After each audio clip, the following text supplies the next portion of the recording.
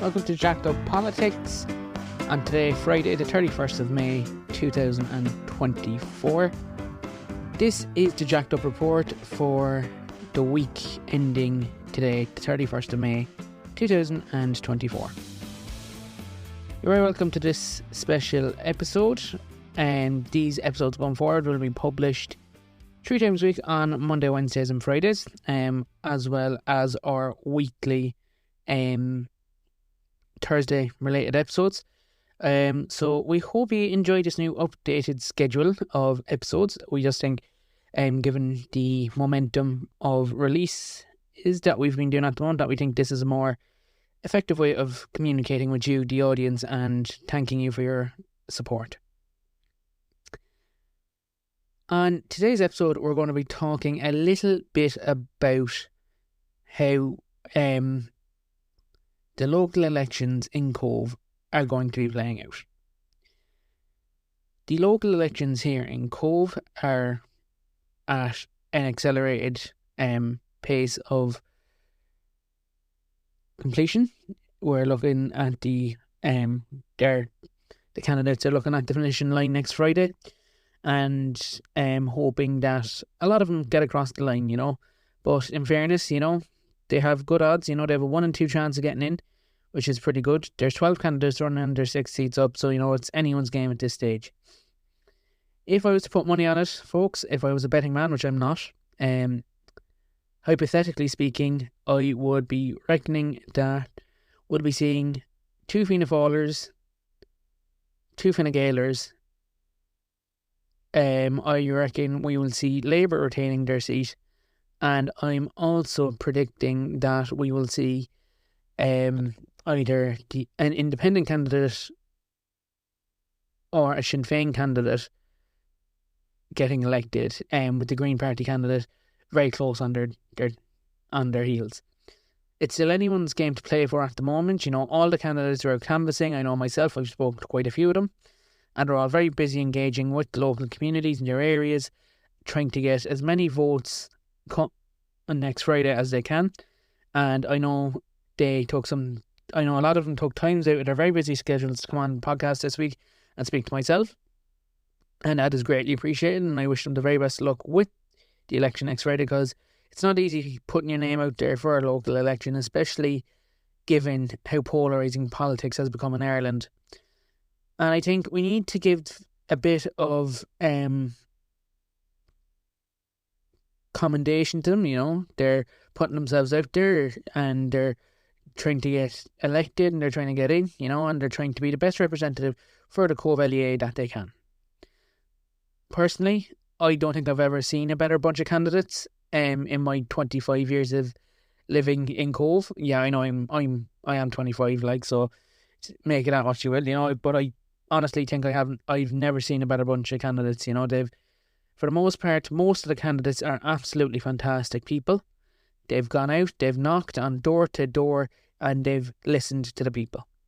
I've had many people come up to me on the street when I was out downtown yesterday, the 30th of May, and I was out doing a bit of shopping, and I'm still in a boot from recovering from surgery, and I wanted to say thanks very much to everyone who's messaged me about that. I'm recovering apace, and I'm hoping to be back in action come next Sunday for the local election count up in County Hall, and I'll talk about a bit more about that in a second.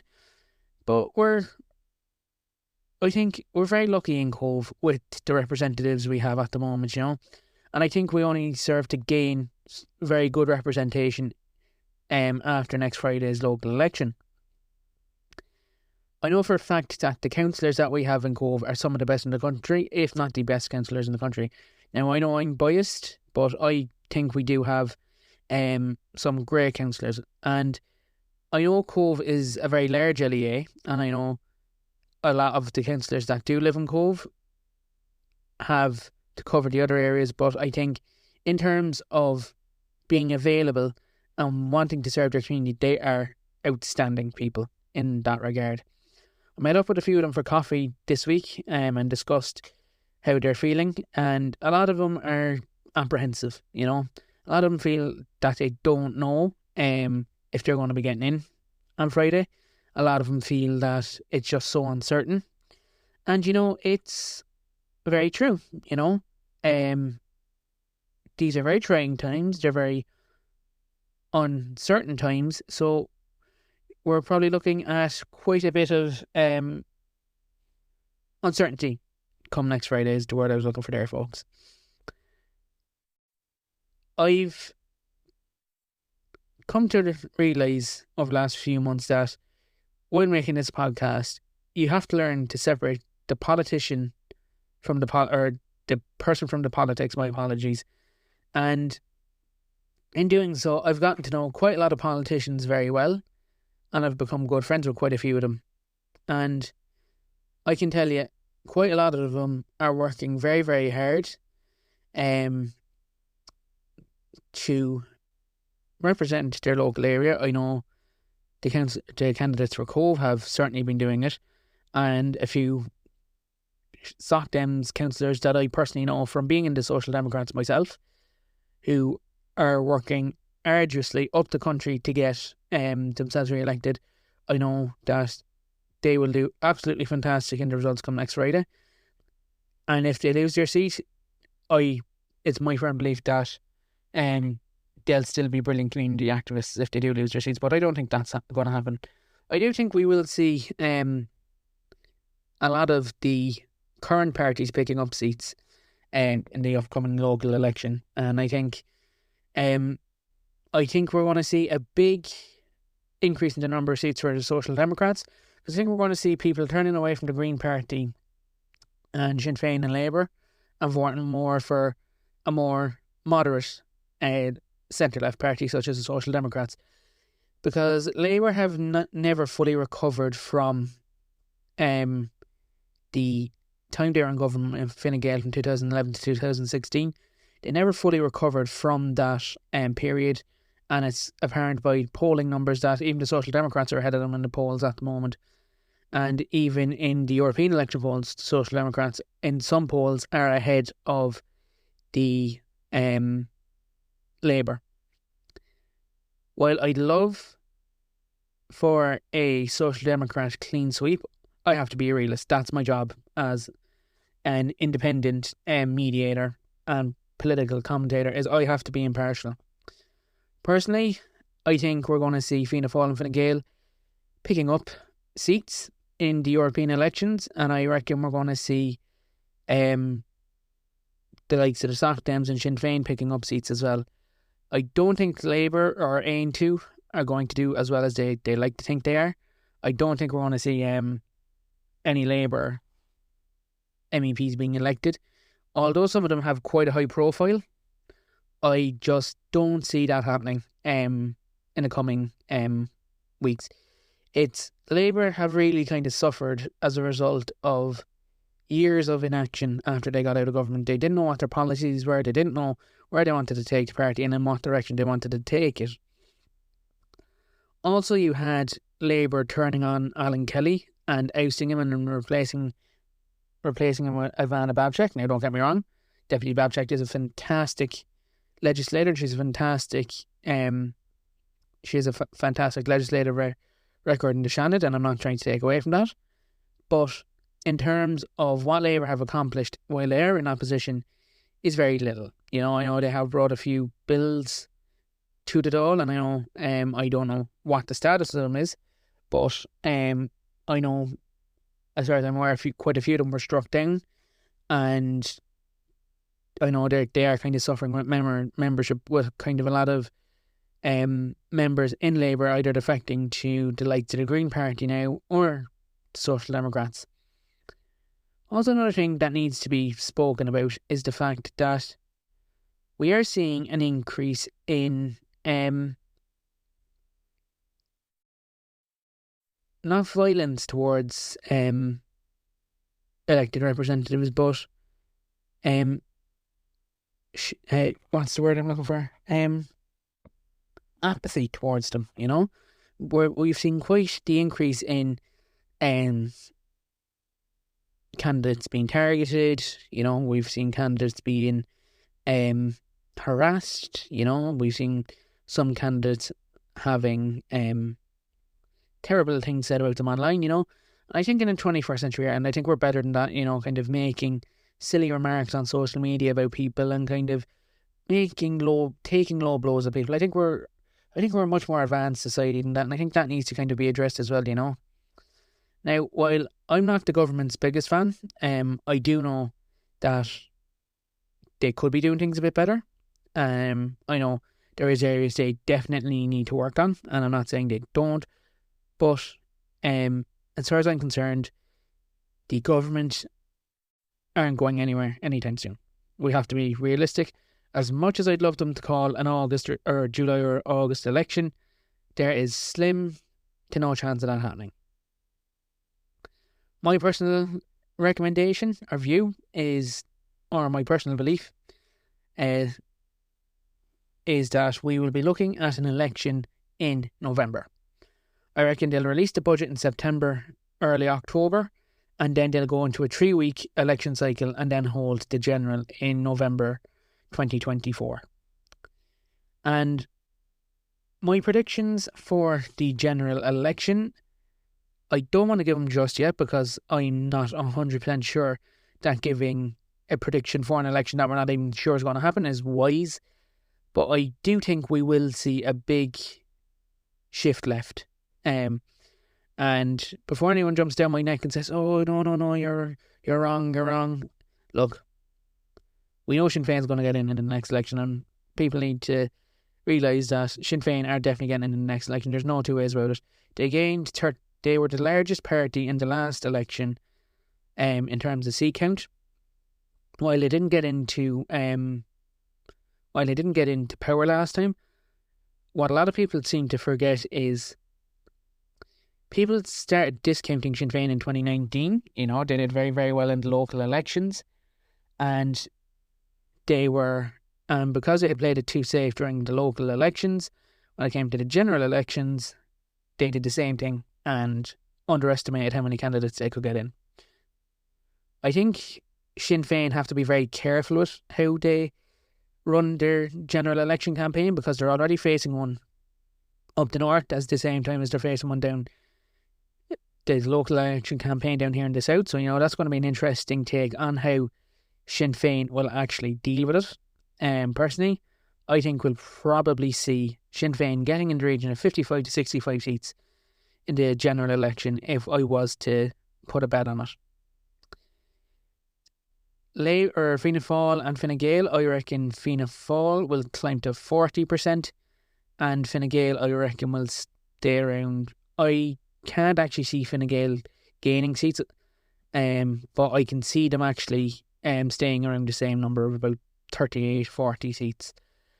And the reason I'm able to make this prediction, folks, is while they do have 12 TDs retiring, they will be able to pick up a margin votes in areas where their vote is strong. And I think that has to be taken into consideration as well. But one party that I think will do very, very well, and this is my prediction, is actually the Independent Ireland Party. I reckon that you'll see quite a lot of disgruntled Fianna Fáil TDs and possibly Fine Gael TDs jumping over to Independent Ireland and running for them in the next local or general election, my apologies. And I reckon they could actually take a lot of the thunder away from Fianna Fáil and Fine Gael winning the next general election. And that's my prediction. In terms of Labour and Social Democrats and the Green Party, it's for the Green Party, I'm actually going to make this prediction here now, folks. I actually think the Green Party are going to lose a significant number of seats. It is my express belief that I actually think, based on current polling data and how public perception of the Green Party is, I think they'll go from the current 12 seats they have down to about 3 or 4. I think their numbers will be cut by about 75%, but that's me being overly optimistic. Now, it mightn't happen, but we all saw what happened to the Green Party in 2008 when the general election then was held. The Green Party in 2011, the Green Party got absolutely decimated and they lost quite a lot of seats, you know. In terms of Labour, I think Labour are stand to lose seats as well. I think they have two two deputies stepping down in the next election, Deputy Brendan Howlin and Deputy Sean Sherlock, who were both great Labour members in their time. And I know a lot of my friends that are in Labour will be very sad to see them go. I know myself. Sean Sherlock was a fantastic TD for Cork East in his number of years that he was a TD for the constituency, and I know he will be sorely missed.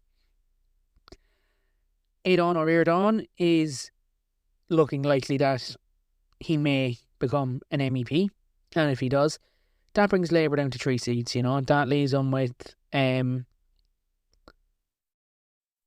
seats, and can I see them picking up any seats in the next general election? Not really. I don't think we're going to see Labour picking up many seats in the locals, never mind the general election, because I don't think the appetite is there for Labour anymore. I think people want progressive, and Labour just isn't progressive enough for people.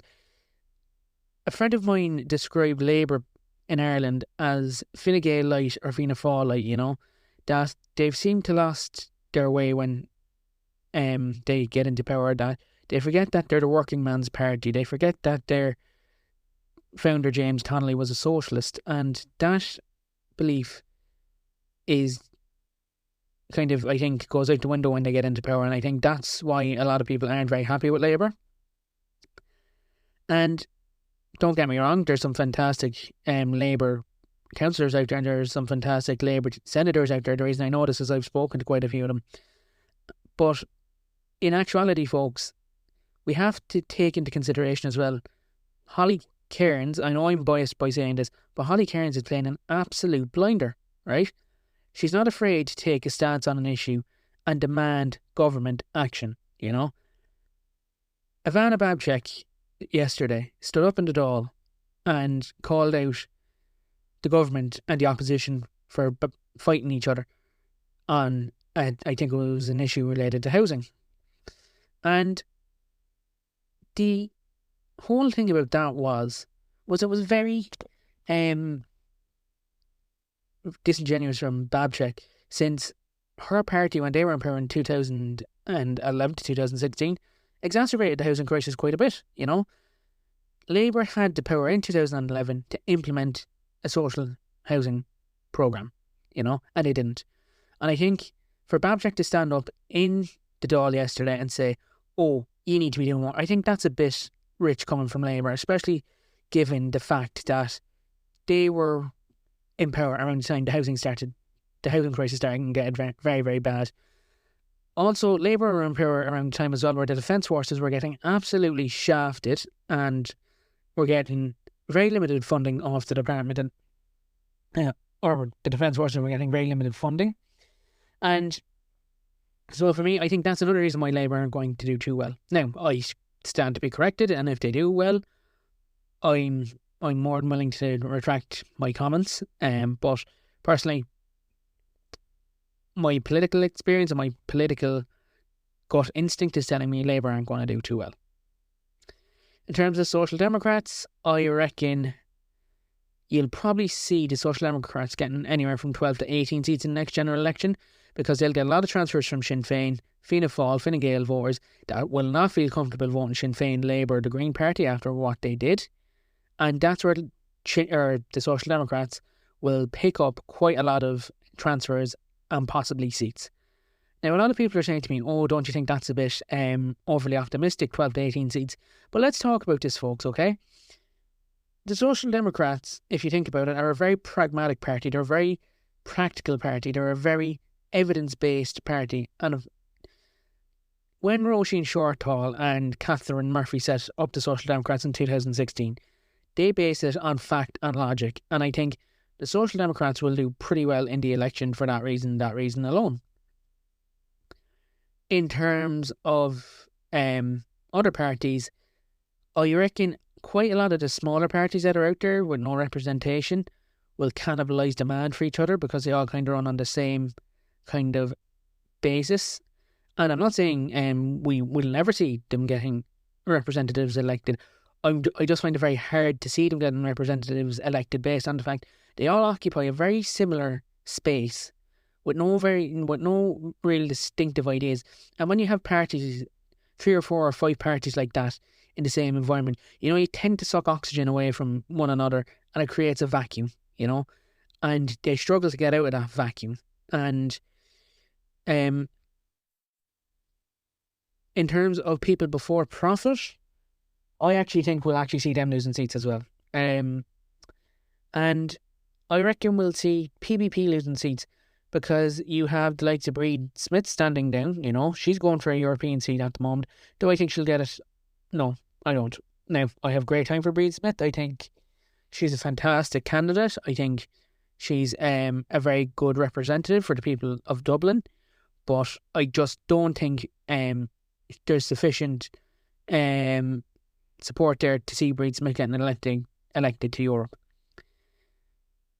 In terms of other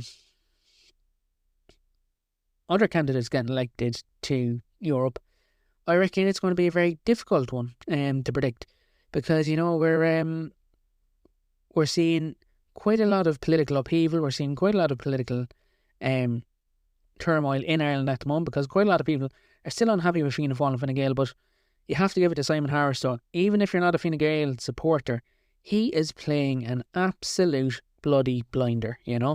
He's been able to turn around and get Fianna Fáil from about 15% in the polls and get them up to around 20%, so he must be doing something right to gain back that percentage. I think as well he is playing a very clever game of centrist populist politics, or CPP as I like to call it, and he's being very smart with what he's doing. He's listening to the electorate, and he's making targeted strategies based on what the electorate are saying. So by doing that, he knows full damn well it will stand to his advantage when he calls for the general election. I know as well the government are looking to implement more tax cuts in the next budget, and I reckon that's another reason why Harris is playing a very centrist game in his dealings as Taoiseach. In the next few weeks as well, folks, it is my intention to bring on TDs onto the podcast for East Cork from the 4 different parties that have elected representatives. So it is my plan to bring on Sinn Féin, Fianna Fáil, Fine Gael and Labour, because they're the 4 parties in East Cork that have the seats here in East Cork. But it is also my plan, right, to eventually get some senators on the show. I know we've already had Senator Jerry Buttimer on, but my plan is to get more senators on before the election to try and get their inkling of where we think the general election is heading. I also want to state as well, folks, that I'm very, very grateful for all the support and guidance that people have been giving me, and your well wishes haven't gone unnoticed, and I am very grateful. And I just want to say thanks very much to everyone who's listened in, tuned in, text me about it, giving me a pat on the back on the street about it. It does mean a lot, When myself and Tom started this podcast back at the start of March, we didn't know what direction we wanted the podcast to go. We knew we had a vague idea where we wanted it to go, but the support and kindness we've received over the last 3 to 4 months has been absolutely mind-blowing.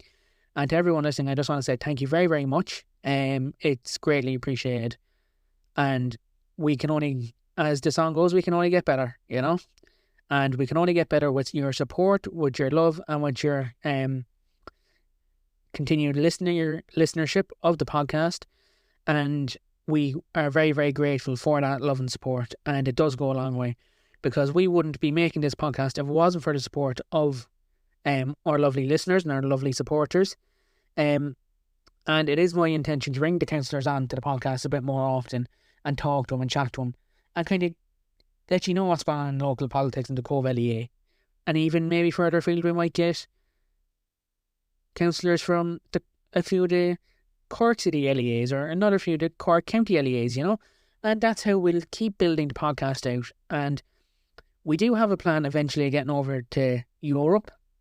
Now, that might be next year, it might be 2026, we don't know yet. But the plan is we do want to grow the podcast. And we can't do that without your continued support.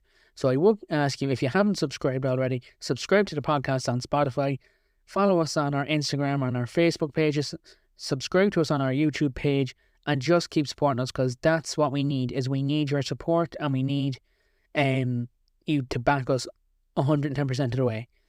Because if you continue to back us, we'll continue to bring you the content that we've become accustomed with on this channel, on this podcast, of being factually, having a fact and evidence-based approach to everything that comes to politics. Also, I want to mention that it was Tom's birthday yesterday. Tom turned the ripe old age of 21, so a very happy birthday to my co-host and co-executive producer Tom, because I know he'll be listening to this evening once I tell him it's gone up. So happy birthday, Tom. And I mentioned a brief while ago that it is my intention that next Sunday we will be going to the local election count in Kempty Hall on Sunday, and we will be live streaming from there. It is my intention to interview as many representatives as I can while I'm there, and upload them as short clips to either our Facebook page or YouTube page or wherever. And I cannot do this without saying thank you very much to all the political parties for their support as well, because I've been told by quite a lot of the political parties that they like the podcast because it's a refreshing take on politics in Ireland, and it's an approach that was needed desperately in Ireland, and I'm glad to be filling that void, but I will remain steadfast to stay as apolitical as I can. And I know Tom does a better job of it than me, staying apolitical, because I know I wear my heart on my sleeve sometimes, but every good I think every good podcast presenter does a small bit, so I can be forgiven for that. But in other news, we are gearing up as well to record an episode with the Cian Corla, Sean O'Farrell, and I'm actually looking forward to bringing you that episode, folks. That's going to be a fantastic episode. It's going to be recorded on the 11th of June, and I'm hoping to have it up on around the 12th or the 13th of June. And Sean O'Farrell, has a fantastic record as the Cian Corla, and I think it's a very interesting job being the Cian Corla, because no 2 days are the same as the Cian Corla. It's a very different job, and it's like you're kind of having to be the one that says that what goes and what doesn't go in the Dáil chamber, So I think that's going to be an interesting enough podcast episode, because the Cian Corla, he's an absolutely fascinating fella. And when I was talking to Senator Buttimer, Jerry Buttimer, who's the Cathaoirleach of Shannon Éireann, or the Irish Senate, Jerry actually was one of the people that recommended that we actually bring the Cian Corla on, because he said you'll get a very good view of the life in the Dáil, and I'm very excited to be bringing you that episode. In terms of other future episodes, we are looking at doing more YouTube episodes. They'll be launching in June as well. I don't have a date for them yet because I am up the walls with local election stuff, but I'm pretty sure within the first 2 weeks of June we'll have the first YouTube episodes up and running, so stay tuned for them. Also, we'll be doing some documentaries during the summer we're hoping to do documentaries on the Defence Forces, so we're hoping to do them for you.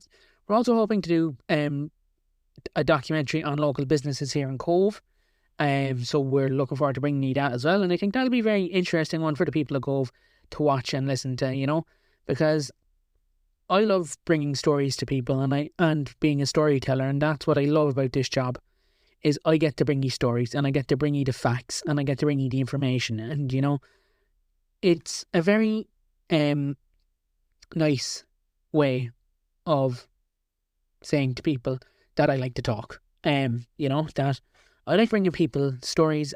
So, when we had Jerry Buttimer on, he was bringing a story, when we have the Cathaoirleach on, he'll bring a story. when I had the counsellors on during the week and the candidates on, they all had their stories, you know. So I think it's going to be very interesting the next few months what I have planned and what Tom has planned and what Andy has planned.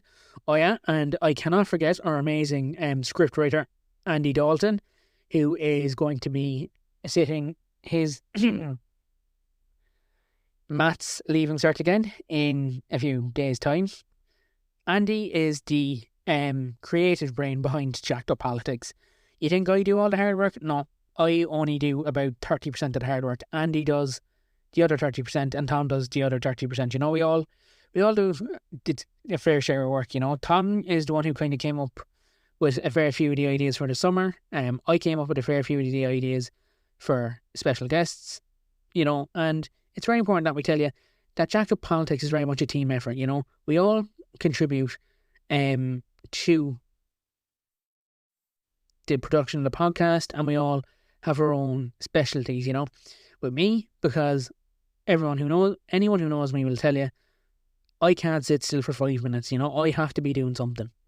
And I think the podcast kind of lends that to me, because on our Google Doc that we had for episodes, I have about 200 episodes lined up on that Google Doc. No word of a lie. There's 200 separate episodes on that Google document. And when I showed it to Tom and Andy, they were like, Jack, what the hell are you thinking? And I'm like, content. That was my plan. And the lads laughed at me and were like, you know what now? If we get about a third of that done this year, we'll be doing well, you know. But I think it'll be very interesting what we have planned, you know, between the YouTube channel and this. It'll be very interesting. So I'll tell you to keep an eye on that as well. And just make sure that you're keeping yourselves, just make sure that you're tuned, that you have your notifications turned on for the podcast and for the YouTube channel as well, because I'm no good at updating the social medias. Anyone that knows me knows I absolutely am atrocious for updating my social media pages, unless it's something big. Then I'm absolutely awful at updating my social media pages. Also, I have to mention as well, me and Tom have started our own little, me and Tom are going to be starting our own little side venture from JUP Politics, and it's going to be called JUP Media, and it's going to be, I'll be the one in charge of JUP Media for the first couple of months, and then Tom will come on board once we've established it. And what that'll be is we'll be doing promotional videography and photography for businesses.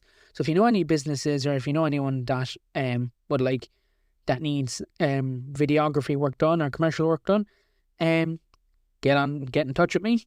You can send us a message in the podcast below this episode. You know, send us a notification, or text us on the Facebook page. Text me on my Facebook page, or text the Instagram page for both either the podcast or for JUP Media, and I'll get back to you as soon as I can. And like with the podcast, we pride ourselves on being a professional service. We pride ourselves on being a professional service. We pride ourselves on being very good at what we do, and we pride ourselves on making sure that our customers get the best bang for their buck. So that if you're coming to JUP Media, you know you're going to get a very, very good service for what you're paying. And that's all we want to do for our customers and our listeners, is provide you with the best possible experience that we can. And I hope that comes across in this podcast. And finally, to finish up, I just want to address a few small things. While we will be increasing the episode volume, that doesn't mean that quality is going to go downhill. If anything, I reckon quality is actually going to go uphill. So don't be worrying about the increased number of episodes. It's just to do with the fact that we're going to be very, very busy during the summer, and we might not get a chance to post some of the amazing content we have planned. The YouTube episodes still kind of be dropping. We're thinking we'll drop them twice a week as well. So probably on a Monday and a Friday.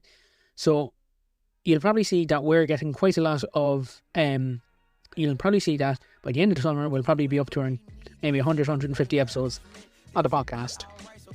And I'm going to leave it there for this evening, folks. I want to wish you a very happy June bank holiday weekend. Thank you very much for listening to this episode of the Jacked Up Report. a special of Jacked Up Politics. It's been a pleasure speaking to you this evening. I hope you have a very good evening. Bye bye, and we'll see you on the next one. This is Jack signing off. Bye bye.